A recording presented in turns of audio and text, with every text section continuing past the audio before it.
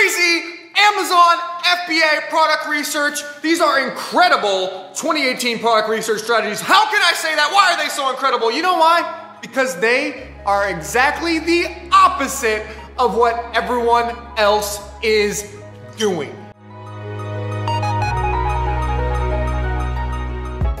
All right, so today we're talking about product research, and instead of like sitting on a computer and taking you through it and typing and having you sit there, what we're gonna talk about is a product research strategy that is basically like the complete opposite of everything that we've ever taught you ever before. That's right. And before we even do that, I have to give a plug because you people aren't subscribing enough. And you see this tat? You see this? Hey, I'm showing it off for the channel, and I'm gonna make a little statement to the people right here. Oh, wow. I don't know. If and when we get to 100,000 subscribers, which I believe is a possibility and I believe is going to happen sooner rather than later, me and Taylor, at least me, I will get some sort of one of our logos tattooed on my body. I will either get... I've got tattoos on this arm, and then we can just get... I'll either get KT9 or a badger. I might get a honey badger like down my chest. That would be sick. And I will film the whole thing and I'll put it on YouTube. That is a promise. So if you love us at all and want to see me get a tattoo,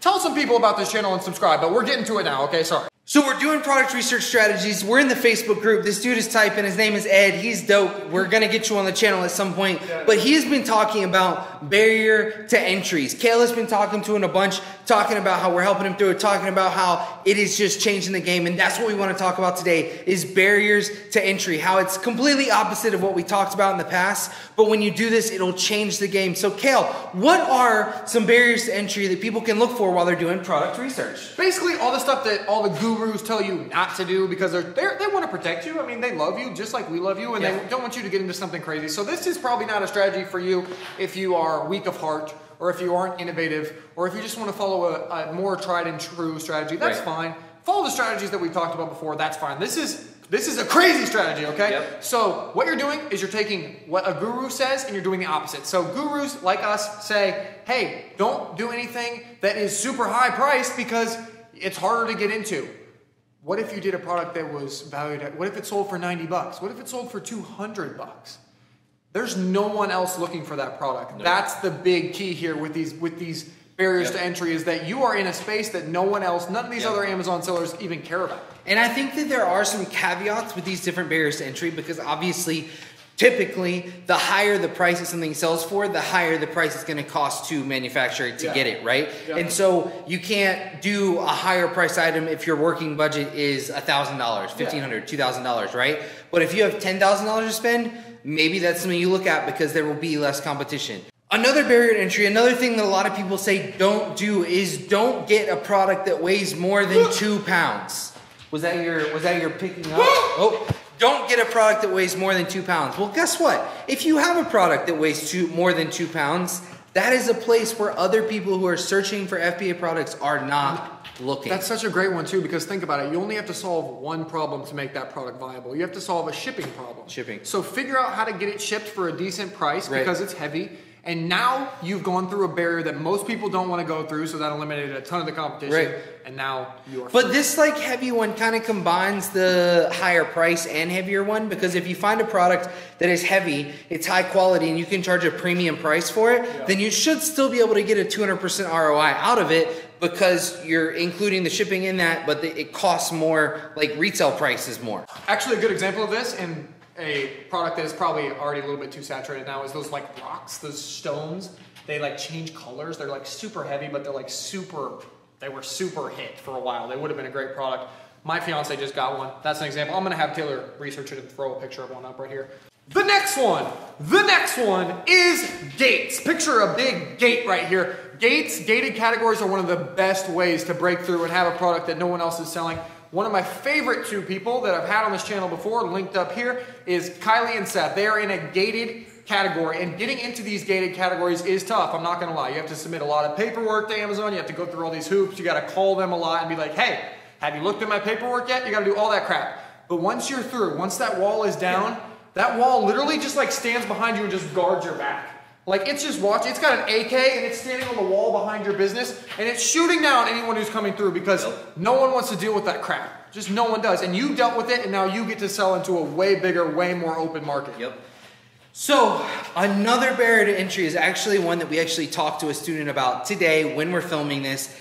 His name starts with a J. I don't know if he wants to be out there, but his name starts with a J. We were talking to him about variations. Yeah. So this is like a big reason why people think that like you want to stay away from clothing lines, that kind of thing. No, the real reason you want to stay away from clothing is because people can't try it on beforehand. Different companies run different sizes, and so there's an extremely high return rate because people try it on. They're like, oh, in this company I wear a large, but in this one I wear extra large, so I need to get extra large, I need to return it. Yeah. You want to avoid that. But when you have variations, it sets you apart. The first product that Kale put up that I saw when I first came on was cornhole lights.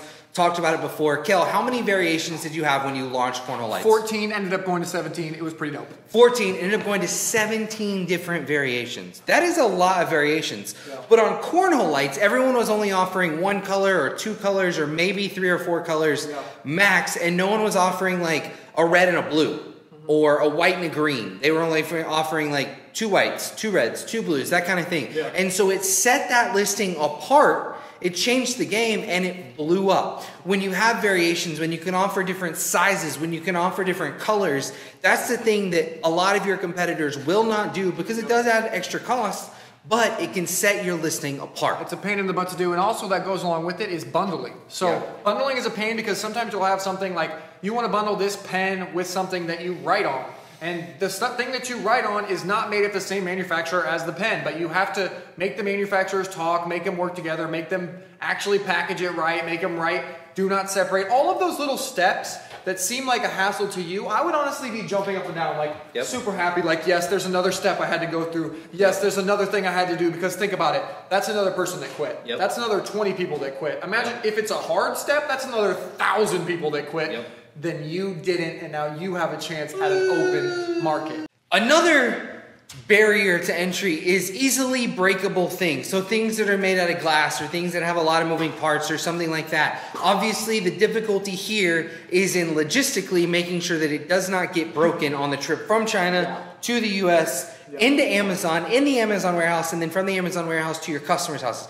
That's what you don't want to do. You want it to get broken. So we do know some people who have done this before. We've actually had somebody on our channel, Megan from Bootstrap Boutique, actually has a breakable thing that she worked it all out, got it taken care of. She is amazing. Go check out her channel, Bootstrap Boutique. But if you can work that out, if you can make sure that it is packaged properly so it's not going to break, that can be super good because other FBA sellers are not looking at that because it can be difficult sometimes. And just like Taylor said, I love that one. That's a great one. You have to solve one problem. Just like the heavy problem, you got to figure out how to get that heavy crap into Amazon. Now you got to figure out how to get that breakable crap there safely. You got to solve one problem. There's a word on Amazon that scares a lot of people, and it is hazmat. You got to like whisper it. Hazmat. If you've got a hazmat review, like it's almost like getting a letter from your mom that's like Kale, I have to tell you this, but your dog died. You know what I mean? Like it's, it's like super, that got really dark. It's like super gnarly. Comment below if you thought that got way too dark for this channel. But that's what a hazmat review is. It's basically just like, not that your dog died, but it's that there's some kind of chemical in your product, there's some kind of battery in your product, there's some kind of thing in your product that might be unsafe. It might explode in the warehouse. When you put it on someone's skin, it might cause a reaction. So Amazon is very careful about those products and making sure that they are reviewed, that they are under hazmat review. And going through the process is annoying. You have to fill out this sheet. I've filled it out many times, so I know how this goes. If you're having trouble filling it out and like you fill it out and you don't hear back for 6 days, fill it out again and make a change to it so that you can figure out like what you're missing. Because the thing is, Amazon's so busy that they are not gonna like call you up and say, hey, you're missing section 6 on the sheet and you need to fill it out. They're just gonna look at it and throw it away. So you have to keep submitting it like every 2 or 3 days with different variations to finally figure out that you actually filled the sheet out right. And like there's another one that kind of falls in this, but it comes with like a lot of different electronics, obviously with batteries and stuff. But there are certain products that you have to get certain certifications for. A lot of this also falls into gated categories. But if there's anything that you have to do up front that you are willing to do, hazmat, certifications, getting into gated categories, that, like Kel just said, literally puts a wall behind your back. It's like I'm selling something and Kale is protecting my back. He's got my back. I just had a thought. I got super excited. I'm so sorry. But this is for you guys who stay till the end. I swear I'm going to keep doing this. If you're watching this channel, I'm going to keep dropping gems at the end. Ghost listing. So this has been talked about in our Facebook group a lot, is when do I create a listing? It's called a ghost listing. When do I create it so that I can deal with all this Amazon crap before I'm too deep in the water, before I ordered a bunch of products and the Amazon's like, no, you can't sell that. The answer is create your listing as soon as physically possible. If you decide you're gonna pursue this product, make a listing. See if Amazon takes it down. See if they put you hazmat. See if they do anything to you. Because if you find it out before you actually talk to suppliers, before you actually order, you might save yourself thousands of dollars. And you're welcome if you do the ghost listing and it saves you thousands, because we just gave that away for free. For free. Stay till the end of the videos and I'll keep saving you thousands of dollars, I promise. Another barrier to entry. Once again, I keep saying another barrier to entry. I wish I had a different transition that was cooler, but I don't. Is difficult to manufacture. So this one can be like, I was talking to one of our students the other day who asked me if we had ever had to get a mold made for one of our products. So this is literally like something made out of plastic or metal that you have to get a mold for so that they can actually manufacture it. We've never had to deal with that. But if you have to pay to get a mold done, if something takes extremely long to manufacture, if something has interesting things when they manufacture it. Basically, if it's difficult to manufacture at all, that is a barrier to entry, because other people will talk to those suppliers and they'll say, oh, well, you have to get a mold made, or oh, it takes this long to make, or oh, we have to special order this. They will back out because they want their product now. Normally, we would say, hey, look, you need to go as fast as you can, get your product as fast as you can, because markets can change.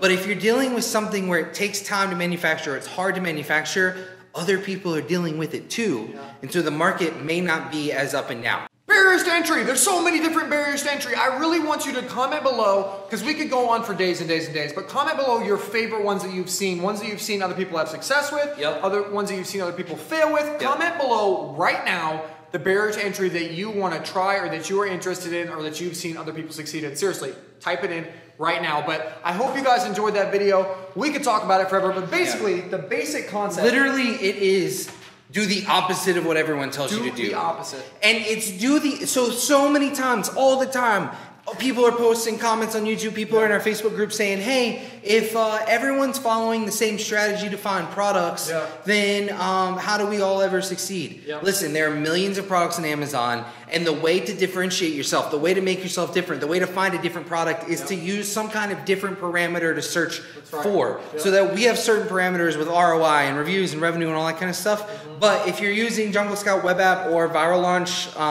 product discovery, or marketing, I don't know, whatever it is, then you can actually click things and put in filters that it has to weigh more than a certain amount of stuff, or something like that. Or if you use Jungle Scout Chrome extension like us, you can literally just go through and look for something that has a barrier to entry, because that looks heavy. That looks breakable. Exactly. That looks like something that someone wanted to sell. Just like use your head and do something unique, do something cool, do something that like comes to you in a flash of inspiration, because those are the ones that are actually going to make you so much money.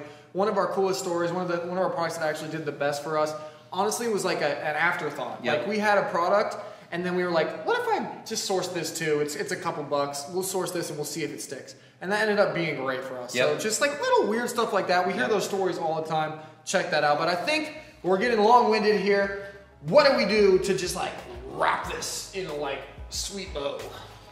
Subscribe to us. I wish I was like a cute small child. Oh, you can join the Facebook group too. Yeah, join the Facebook group. It'll be linked down below. It's growing every single day, like literally. We're almost at 1,000 members. We're like 988 right this second. It's growing every day. It's become an incredible resource because people are just posting questions, answering questions. It's incredible. Subscribe to us, hit the like button, hit the bell, do all that stuff because it's incredible. We absolutely love you guys. Hope this helped you. Hope this helped you so much. I said hope this helped you 3 times now because I really, really, really, really, really do. Hit them with the outro, Kel. Peace, love, and hair grease.